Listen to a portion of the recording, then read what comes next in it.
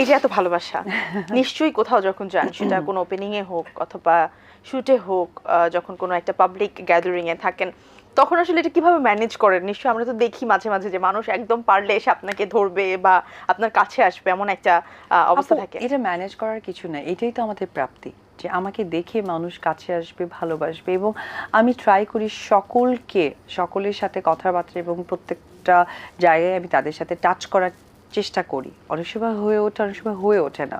যখন হয়ে ওঠে না, তারা হয়তো বা জিনিসটা বুঝতে পারেন না, হয়তো বা সুযোগের জায়গাটা আসে না। অভিমান তবে করে হয়তো বা। অভিমান করে। তবে আজকে যেহেতু আমি একটা প্রোগ্রামে আছি, আমি বলতে চাই যে আমি কিন্তু সকলের সাথে কানেক্ট করতে চাই, কিন্তু সিচুয়েশন অনেক সময় হয় না, এটা রাগ করার কিছু নেই।